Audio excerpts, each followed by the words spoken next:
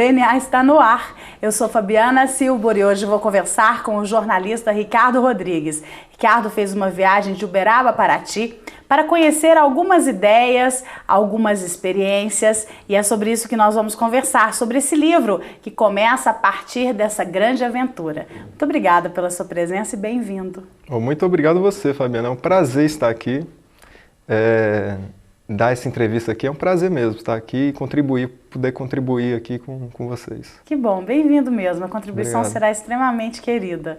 Você foi a pé? Eu fui a pé daqui até Paraty, de Uberaba até Paraty. Eu tive... O primeiro passo meu para fazer essa viagem foi através de algumas meditações que eu tive alguns sonhos que eu estava andando na estrada, isso em 2007. Em 2011 eu acampei com os índios na Chapada dos Veadeiros. Aí lá eu tive uma viagem astral que um índio me protegeu.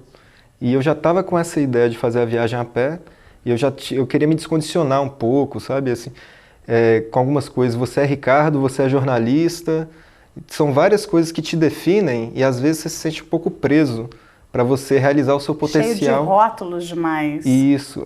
O seu potencial de ser humano é muito mais amplo, né? Eu acho que você pode ter uma consciência de si mesmo, olhando para as estrelas, né? Você não precisa olhar para a sociedade, né? Que às vezes, muitas vezes, a sociedade que ela te mostra é o que ela quer te vender. E não aquilo que realmente você é, sabe? Ela se esforça para você se identificar, fica uma relação muito comercial. Então, eu queria me sentir como o homem das cavernas mesmo. De eu olhar para um nascer do sol, descondicionado, sentir que eu sou uma parte integrante num planeta, estou num universo que é mais amplo, que tem várias outras galáxias e me sentir um pouco menor, desimportante em relação à existência, mesmo assim não tirando a importância. É uma relação contraditória de compreensão, né? Ambígua, mas a gente é assim, porque a gente é como se fosse uma formiga universal. Só que a gente é muito importante em questão de sentimento que nós temos, né? E o livro ele quer percorrer por esse caminho na questão dos sentimentos, de você sentir amor, que isso é uma lei universal que eu constatei, né, através... E assim, todo mundo pode constatar, olhando para a natureza de uma maneira mais pura. E nesse andar por fora, porque você realmente enfrentou obstáculos físicos, né? Uhum. E nesse andar por dentro, onde os desafios também foram bem intensos, quais momentos você se tornou assim mais frágil? Você percebeu que estava mais perto de talvez não conseguir? Olha, em questão física, eu sempre me senti muito apto a fazer. Em questão psicológica, em questão de você se voltar para dentro e de você ter sempre uma paz interior, porque ela tem que ser... Meu conselheiro é a paz interior, né? Quando a gente perde isso, a gente já não consegue, eu acho que escolher direito qual direção tomar. Aí eu tive vários momentos, assim, eu estava no início do namoro, quando eu comecei a viagem, né? E eu comecei a namorar e tive que sair, já fazer essa viagem, eu me senti meio, nossa, tem que voltar, né? Mas depois eu peguei firme, assim, no início foi, mas eu acho que o contato com a natureza, eu acho que já me preencheu de novo. Eu tive alguns momentos de solidão que eu chorei na estrada e assim, no meio do nada, aí vi um cara com um cavalo, aí ele ia lá, me aconselhava, me dava conselhos e saía, não via mais ele. Eu tive algumas pessoas que apareceram do nada e me ajudaram, assim, deram uns conselhos que... Essa é outra curiosidade que eu tenho, porque quando eu conheço pessoas que fazem viagens solitárias desse modo, não só sozinhas, mas solitárias nessa busca interna, elas sempre relatam que elas conhecem circunstâncias e pessoas e têm acontecimentos incríveis. Não, fantástico. Aí eu fico pensando assim, será que esses acontecimentos não são cotidianos e a gente no dia a dia, por causa do estresse, não percebe, não valoriza? Ou será que não? Será que realmente são destinados àqueles momentos? Porque o que eu percebo é que às vezes a gente encontra no meio da rua, no ponto de ônibus, uma pessoa do nada e ali ela te fala uma coisa tão interessante, mas você está tão atribulado, tão desfocado, que você nem dá importância para aquilo, né? Parece que aquilo nem tem, assim, real sentido, mas depois você pensa, o que você observou disso, assim?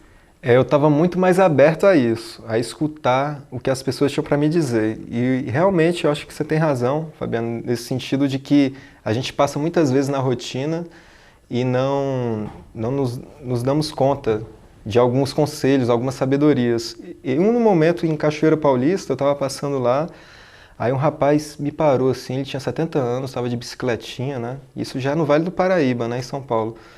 Aí ele falou para mim assim, eu não me conheço, eu tenho 70 anos e não me conheço, porque as coisas vão acontecendo, novas coisas vão me afetando e eu vou tendo novas reações diante delas. Ou seja, então eu vou sempre me reconhecendo, né, me descobrindo, né? E logo depois eu encontrei um outro rapaz que ele já tinha uns 40 anos, ele é da Ordem Rosa Cruz, né? Conheci ele, estava jantando lá.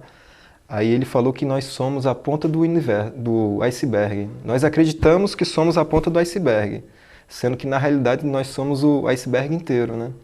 Então a gente tem que ir para o fundo para se conhecer, para entender o sentido da vida, né? Quantos dias durante quanto tempo você fez o percurso? Foram 58 dias.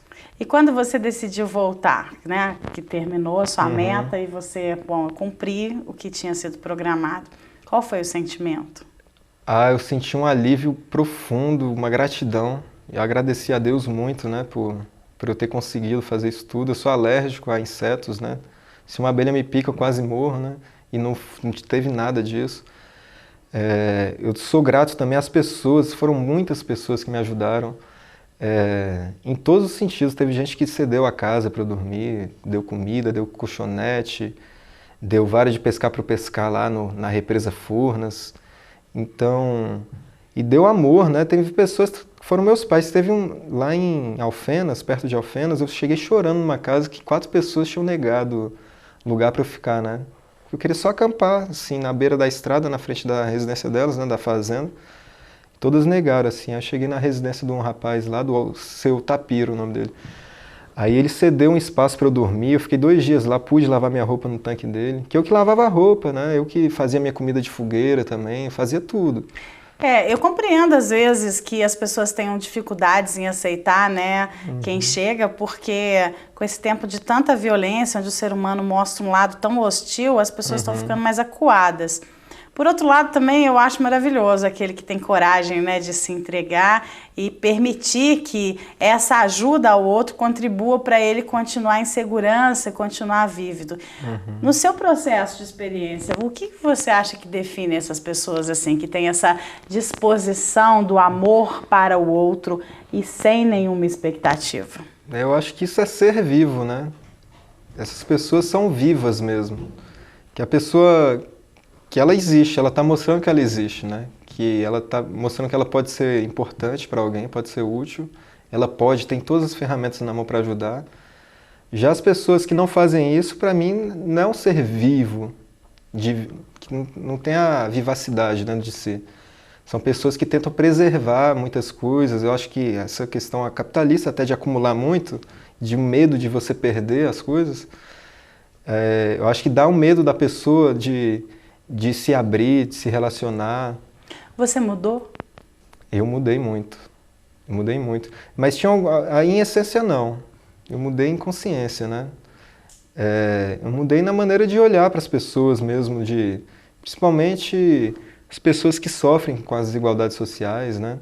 Elas podem ser muito ajudadas, né? A gente tem recursos para ajudar todas elas aqui. O andamento do livro está em que fase? Ele está no meio. Está mais ou menos no meio. Eu estou fazendo várias atividades ao mesmo tempo e por isso que ele está meio devagar, porque eu quero escrevê-lo com muita consciência, né?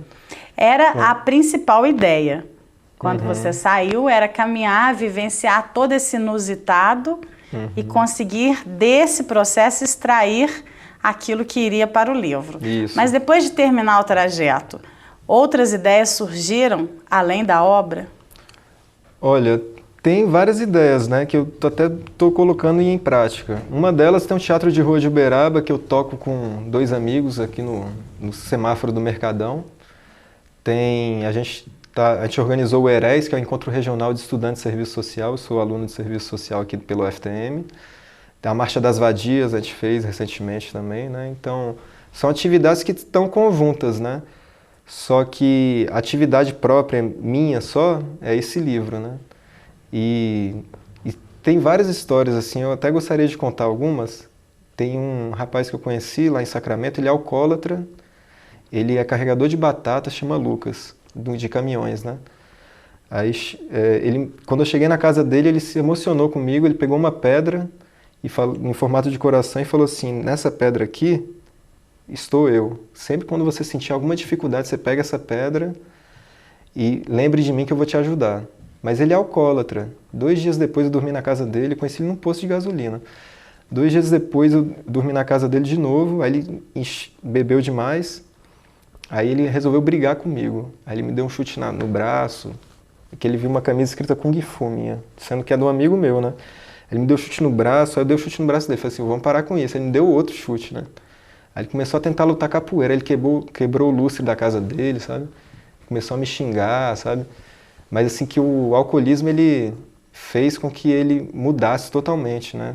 E o que isso provocou em você, assim, tá nessa berlinda, longe de casa, né, numa circunstância em que você estava disposto a vivenciar essa possível ação, né, diante do processo? Eu rezei para tudo que eu imaginei, assim. Aí ele foi para a cozinha, ele me xingou bastante. Aí ele voltou da cozinha, e eu rezando lá, quando ele me olhou, ele caiu no sono, assim, não sei o que aconteceu, ele ficou meio com sono. Aí vou dormir, cara, tô cansado. E uma experiência boa, assim, que te marcou, que te deixou feliz, que te divertiu? Nossa, tem o Cristiano. O Cristiano foi um cara que eu conheci numa pousadinha em Alpinópolis, e ele quebra pedra e carrega caminhões, né?